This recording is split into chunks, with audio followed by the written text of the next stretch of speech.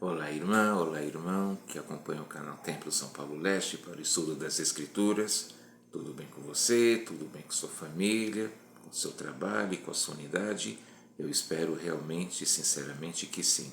Então vamos para o Vem Segue-me dessa semana, que é Éter, do capítulo 12 até o capítulo 15, e o que pudemos aprender. No capítulo 12, fala a respeito do profeta Éter, que ele viveu no dia do rei Coriantum, e ele, que era o rei de toda a terra, e Éter, ele era um profeta tão poderoso que ele clamava ao povo desde manhã cedo até o fim do dia, e tão forte era o Espírito do Senhor nele que nada podia lhe acontecer. E ele clamava o quê? Que as pessoas deveriam crer em Deus e se arrepender. E por causa disso, ele pela fé, tudo se cumpre e nada podia acontecer a ele. Vamos ler o versículo 4.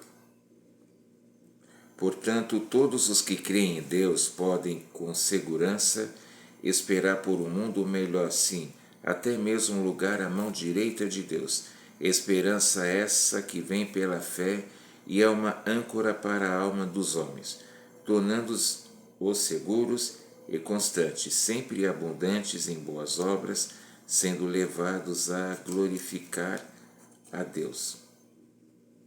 Está bem explicado esse versículo. A gente tem esperança de um mundo melhor.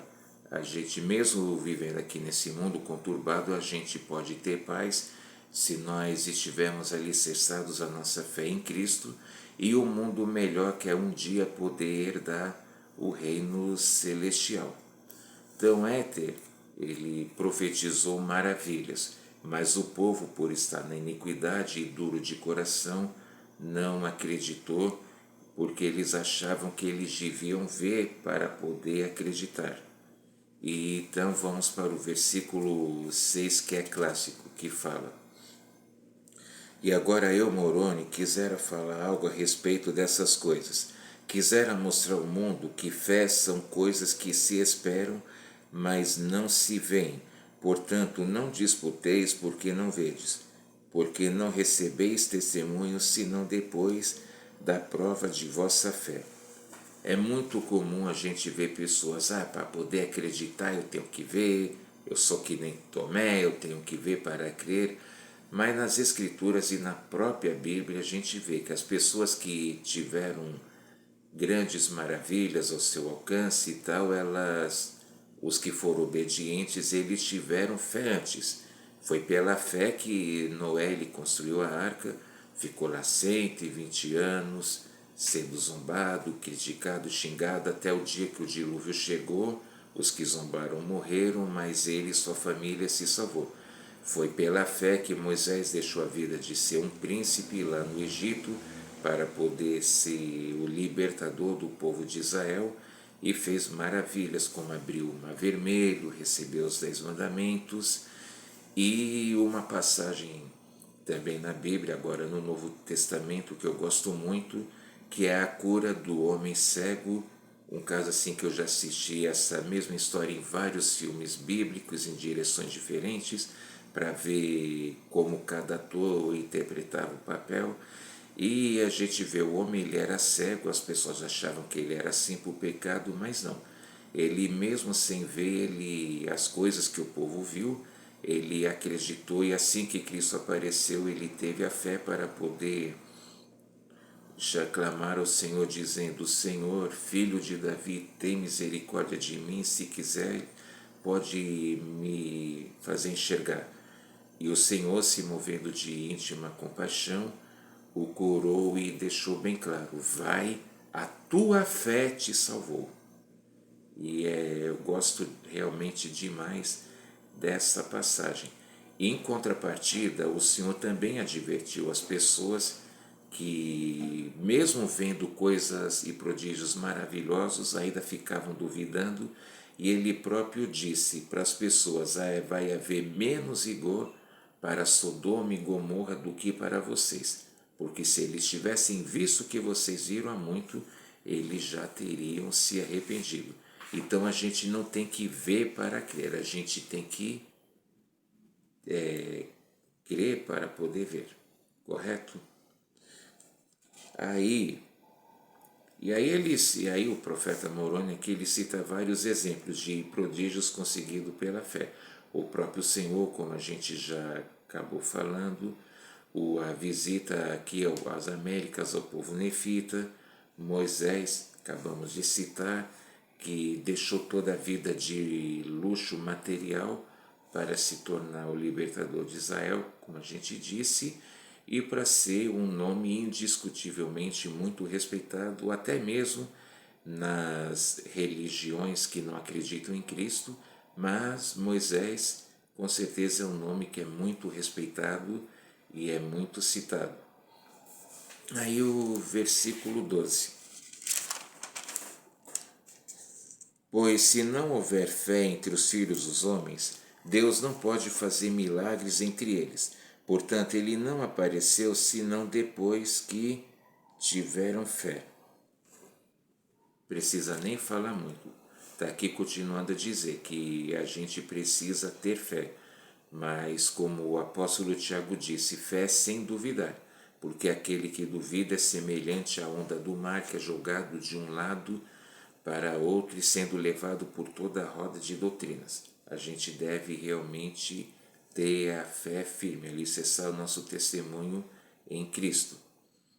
E depois ele continua citando os exemplos de fé, como a gente viu aqui na leitura do livro de Mórmon, de os irmãos Nefe e Leí, que eles pregaram até conseguirem maravilhas lá entre o povo lamanita, Amon e os filhos de Mosias, que ficaram 14 anos pregando, até conseguir chamar muitas pessoas ao arrependimento e ao batismo, os 3 discípulos nefitas que eles viram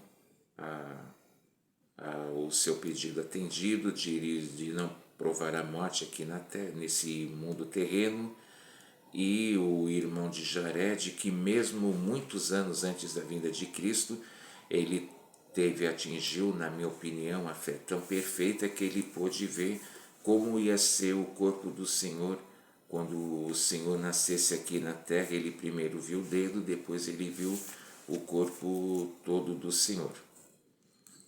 E Moroni, porém, ele tinha uma preocupação. Ele estava preocupado com o que as pessoas iam achar quando descobrissem os registros, porque ele falou: Senhor, você nos fez forte no falar, mas não fez forte nos escrever, e os gentios, quando acharem isso, vai zombar dos nossos registros e do nosso jeito de escrever. Mas o Senhor lhe confortou dizendo que apenas os tolos iriam zombar dele, mas que depois eles iriam se lamentar. Vamos para outro versículo, também muito clássico, porque também é de seminário, que é o versículo 27.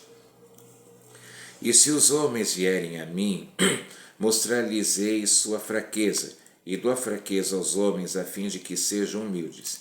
E minha graça basta a todos os que se humilham perante mim, porque caso se humilhem perante mim e tenham fé em mim, então farei com que as coisas fracas se tornem fortes para eles. Tem muitas e muitas coisas que a gente pode aprender e entender desse versículo, mas eu quero destacar que o Senhor fala que uma coisa que é uma fraqueza pode se tornar uma força. Lembrando mais uma vez a promessa que está lá em Isaías 1,18. O pecado ele pode estar vermelho como carmesim, mas ele pode se tornar branco como a lã. Quer dizer que a pessoa pode se arrepender. Novamente dizendo, desde que ela não tenha cometido os 2 pecados imperdoáveis, que é matar a sangue frio e negar o Espírito Santo após o ter recebido.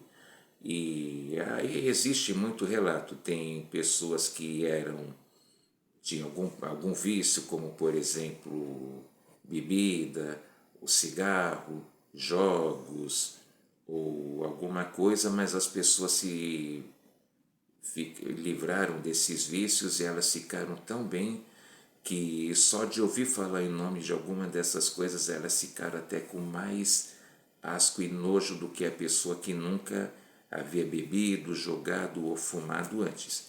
É a mesma coisa, um criminoso hoje pode se arrepender e ter uma vida digna. E, enfim, quase todos os pecados, eles têm a chance de poder se arrepender. E, novamente dizendo, uma coisa que era fraca, a gente viu lá o irmão de Jared, ele ficou 4 anos sem orar, mas ele foi repreendido e depois ele não parava de clamar ao Senhor. Então, cada um de nós se examine e possa dizer qual é a nossa fraqueza de hoje, para que um dia possa se tornar uma força, tá? E o Senhor ia também a mostrar que fé, esperança e caridade são necessárias. E isso, sobre esses 3 temas, nós vamos estudar melhor quando chegarmos lá no livro de Moroni, principalmente o capítulo 7, é claro. E Moroni se sentiu confortado e lembrou da fé do irmão de Jared, que ele conseguiu, entre outras coisas, fazer uma montanha se mover do lugar. E enfatizou que o Senhor nos dá esperança de um dia podermos herdar o reino celestial, e o seu exemplo de caridade se sacrificando por nós. O versículo 36, Moroni ele orou pelas pessoas, e que ele temia, que ele resolveu orar pelas pessoas e não ficar com bronca delas, caso elas não tivessem fé. Mas no 37 o Senhor lhes explica que se eles iam ter caridade ou não, a ele não importasse. O importante é que ele estava sendo fiel e humilde. Agora o versículo 41.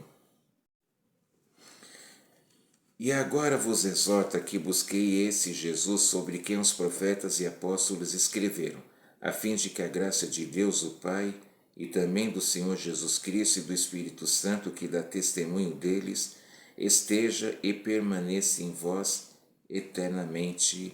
Amém. Mais uma vez dizendo, gente, quantas referências, está vendo só o livro de Mórmon faz a Jesus Cristo.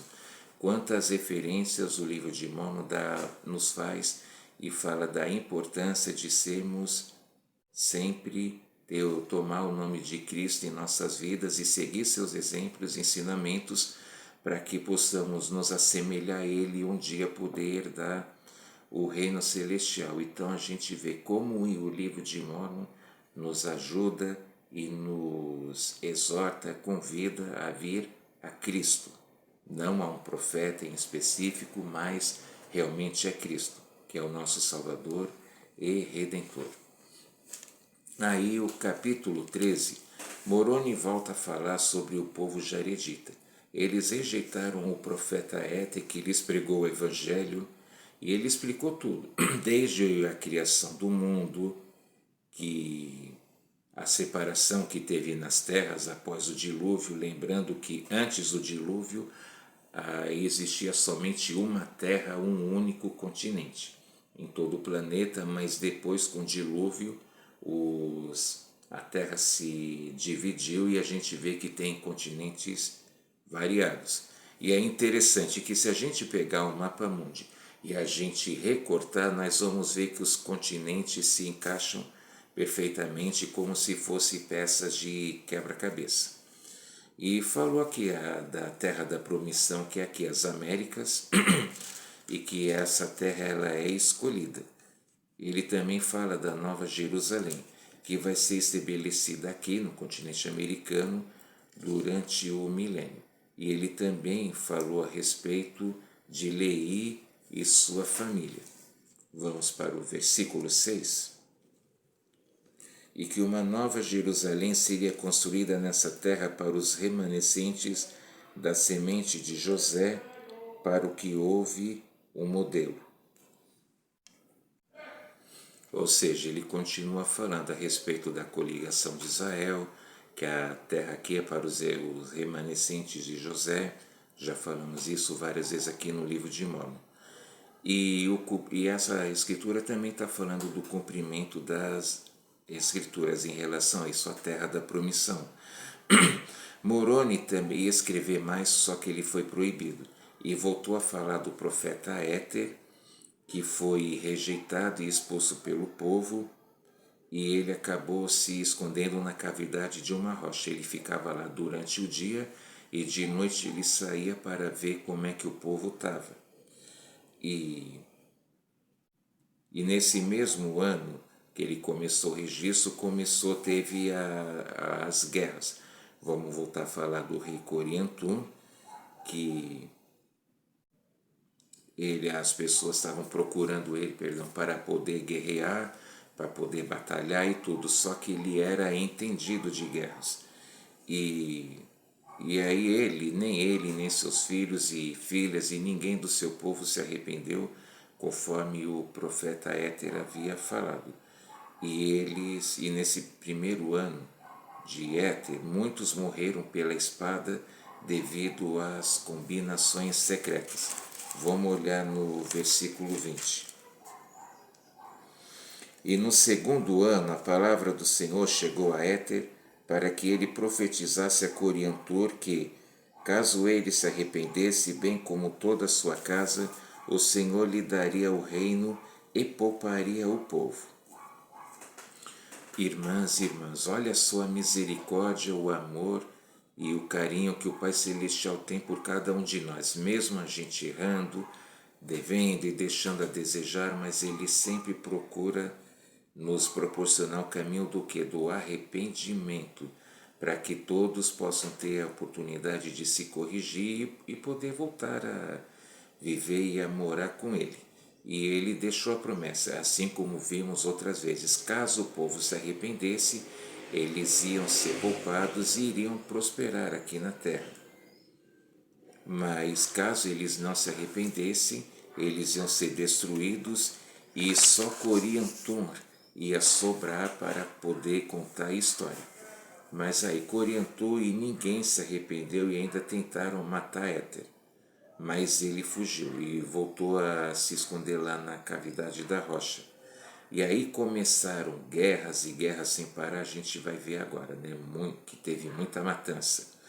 E aí apareceu Sared, e ele e Coriantum batalharam por mais de 4 anos, olha só. Cada hora um vencia, um levava vantagem, até que Coriantum acabou matando Sared. E ele, devido a um ferimento que teve, acabou ficando 2 anos sem batalhar. Mas o povo não parava de se matar e tinha muitos ladrões. Realmente a terra estava infestada de ladrões, que estava uma coisa absurda. E no capítulo 14 a gente vê que a terra, devido a isso, ficou amaldiçoada, a ponto das coisas sumirem do lugar que eram guardadas. Ou seja, se a pessoa deixasse alguma coisa numa prateleira, no armário, de noite e de manhã já não encontravam mais. Olha que situação esse povo chegou. Já pensou passar por isso? Eu prefiro nem imaginar. E hoje a gente vive um terror um pouco parecido. A gente tem que ir nas residências, pagar guardas, pagar segurança particular, ou empresa de vigilância, e colocar todo tipo de fechaduras e até mesmo câmeras de segurança para proteger nossos pertences e principalmente nossas famílias. Então, devido à iniquidade do povo. Então eles estavam desse jeito, que eles tinham que ficar guardando suas ferramentas e suas espadas ou no punho ou então dormido em cima delas, para não ter o risco de levantar no dia seguinte e não achar mais. Aí depois desses 2 anos que Coriantum ficou ferido, apareceu Gileade, que era irmão de Sared. E ele apareceu para quê? Para guerrear e contra Coriantum, e eles e seu povo duelaram. E Coriantum o derrotou. E Gileade acabou sendo depois assassinado pelo seu próprio sumo sacerdote. Como existe sujeira e trapaça e coisa ruim desde os primórdios do começo do mundo. É absurdo, não? E aí cujo nome desse sumo sacerdote era Líbio. E ele, em seu primeiro ano, lutou contra Coriantum. E no começo Líbio teve uma vantagem, mas a guerra foi tão grande até que chegou o momento que Coriantumr o golpeou até que Libe morresse.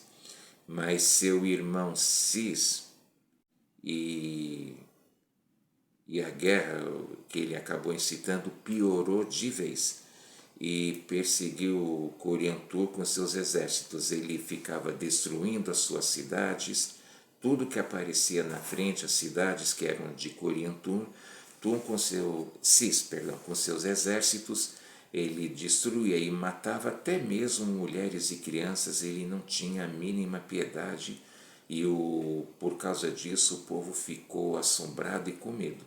Que eles falaram: quem pode deter Cis? Ele varre as cidades diante de si. Cis ficou realmente muito temido e acabou tendo duas divisões. De um lado o povo de Coriantumr e do outro lado o povo de Cis. Cada um decidiu entre o povo quem ia seguir, quem ia apoiar. E o povo se dividiu.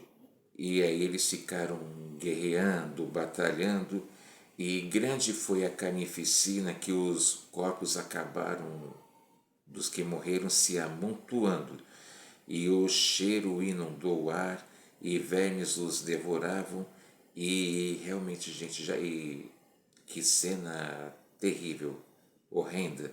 Um monte de corpos acumulados, um monte de gente lá morta, uma em cima da outra, os vermes devorando, provavelmente também os urubus, e o cheiro era tão ruim que empesteou. E o povo lá, o que sobreviveu, ficou empesteado com esse cheiro durante o dia e a noite que molestava eles. Mas mesmo assim, Cis não parou de perseguir Coriantumr para poder se vingar ao Senhor. E aí Coriantumr viu o que o Senhor havia prometido estava se cumprindo. Vamos para o capítulo 14, o versículo 25.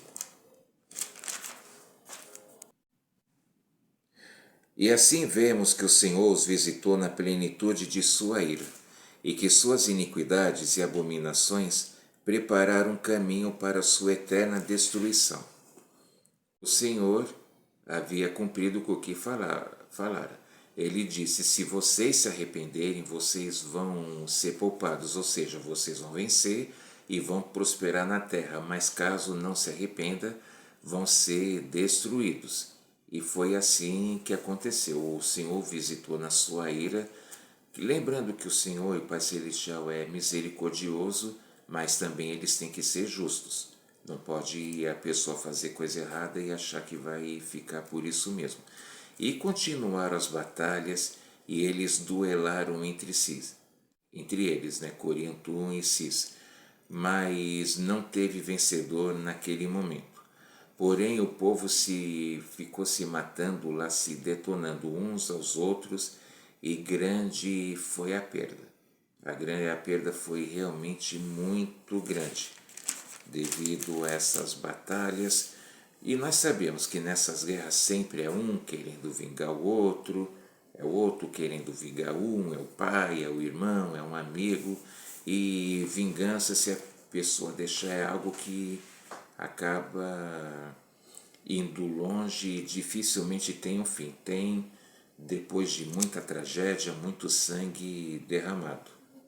E aí no capítulo 15, ao se recuperar dos ferimentos, Coriantumr lembrou das palavras do profeta Éter e nada menos que 2 milhões de seu povo haviam morrido nessas guerras. Gente, já imaginou? Olha quantas vidas, uma só vida perdida já seria muito. Agora imagine esses milhões e milhões de pessoas que acabaram morrendo devido a essas guerras. Versículo 3. Ele começou a arrepender-se do mal que havia feito e começou a lembrar-se das palavras que haviam sido proferidas pela boca de todos os profetas e viu que se haviam cumprido até então, em todos os pontos, e sua alma afligiu-se e recusou-se a ser consolada. Se ele tivesse se arrependido antes e feito o povo se arrepender, ele não estaria passando por aquela situação. O Senhor falou que ia ter guerra, mas só ele ia continuar para poder contar a história, e ao ver toda essa perda que Coriantumr provavelmente começou a ver, o mal que ele havia se deixado cair. Depois, então, Coriantumr ele escreveu uma carta para Cis, pedindo para que as guerras acabassem e que ele renunciaria até mesmo o reino em troca. Só que Cis, além disso, queria que ele, Coriantumr, se entregasse para que ele pudesse lhe matar, ou matar com suas próprias mãos, para vingar a morte de seu irmão. E a gente vê, nossa, que situação, hein? E o povo não se arrependeu, e estavam cheios de ódio contra o povo de Cis, e voltaram a lutar. E Coriantumr fugiu, ele e seu povo acampou num lugar que tinha muitas águas. E as guerras continuaram. E isso durou por mais de 4 anos de novo. E até mesmo mulheres e crianças se armaram para poder batalhar. O ponto que chegaram, mesmo as mulheres e crianças que costumavam ser poupadas, acabaram tendo que se armar para poder guerrear também. E houve muitas mortes. E Coriantumr ele escreveu de novo a Cis e voltou à proposta. Mas o Espírito do Senhor já havia se afastado dele e de seu povo. E o inimigo estava completamente com eles em seu poder. Porque as pessoas, lembra que o Senhor falou que o espírito de discórdia não é dele, mas que é do diabo, que leva as pessoas a contenderem uns com os outros? Uma coisa que acredito, por exemplo, nos dias de hoje, traduzindo, quem aqui nunca ouviu falar de uma morte, por exemplo, numa briga de trânsito que acabou em tragédia porque as pessoas não procuraram conversar, acabaram se deixar pela raiva, que virou ódio, e aí coisa de ruim aconteceu. Então, e o inimigo estava completamente dominando eles. E eles continuaram se matar, até a ponto que sobrou apenas 32 pessoas somente, é isso mesmo, do povo de Cis, e apenas 27 do povo de Coriantumr. Caramba, hein? Eram milhões e milhões de pessoas, e agora, não, juntando todos eles, não havia nem mesmo 80. Pelas minhas contas aqui, 32 com 27 dá 59, e mais Cis e Coriantumr, apenas 61 pessoas. Perdão. E um dia eles acabaram se encontrando, eles foram duelando até eles se matarem um ao outro, a ponto de ter sobrado somente Coriantumr e Cis. E eles desmaiaram. E quando Coriantumr ele se levantou, ele cortou a cabeça de Cis. Vamos ver o versículo 31. E aconteceu que depois de haver cortado a cabeça de Cis levantou-se sobre as mãos e caiu. E depois de haver feito um esforço para cobrar alento, morreu. Esse versículo, uma vez num estudo com a família, membro da igreja, a gente falou, dá a impressão que mesmo com a cabeça, sem a cabeça, Cis ele se levantou, mas logo, eu particularmente acredito que não, que cortou, mas não foi arrancada totalmente. Mas e você? O que acha? Deixa aqui no seu comentário a respeito disso e dos outros assuntos também. E aí realmente foi a profecia do Senhor se cumpriu. Eles não se arrependeram e acabaram pagando o preço caro por isso. O versículo 33. E o Senhor falou a Eta e disse-lhe, vai. E ele foi e viu que as palavras do Senhor tinham sido todas cumpridas. E terminou seu registro, e a 100ª parte não escrevi, e ocultou-o de um modo que o povo de Lime o encontrou. Que coisa! Então, olha só, e nem a centésima parte do que tudo que aconteceu acabou sendo escrita, porque senão podia dar inúmeros livros, mas foi escrito o necessário para que a gente pudesse entender o que foi que aconteceu. Aí depois os registros, o profeta Éter guardou e ele foi encontrado depois pelo povo de Lime, e a gente viu isso mais no começo do curso, lembra? Quando a gente estava lá em Mosias. E agora no versículo 34. Ora, as últimas palavras que foram escritas por Éter são as seguintes: se o Senhor desejar que eu seja transladado, ou que eu cumpra a vontade do Senhor na carne, não importa, contanto que eu seja salvo no reino de Deus. Amém. O interessante, Éter, ele foi expulso, ele foi rejeitado, ele não foi aceito pelo povo, e tudo que o Senhor falou realmente aconteceu. Ele ficou lá escondido na cavidade da rocha durante o dia. O Senhor, claro, providenciou meios para que ele pudesse sobreviver, se alimentar e tudo mais. E Coriantum viu toda aquela destruição e acabou só ele sobrando como havia sido profetizado, e viu toda aquela tragédia. E olha só, a gente vendo de novo aqui as palavras de Éter, que ele estava com a visão, os olhos fitos na glória de Deus tão grande, que ele falou que se ele ia ser trasladado ou se ele ia ficar aqui na terra, ele não estava se importando, contanto que ele fosse salvo no reino de Deus. E nós estamos com essa visão. Então essa foi a aula de hoje, eu espero que você tenha gostado. Não esqueça de se inscrever, deixar seu comentário e de poder indicar esse vídeo para outras pessoas também, ok? Muito obrigado pelo seu apoio, pela sua colaboração e até mais. Tchau.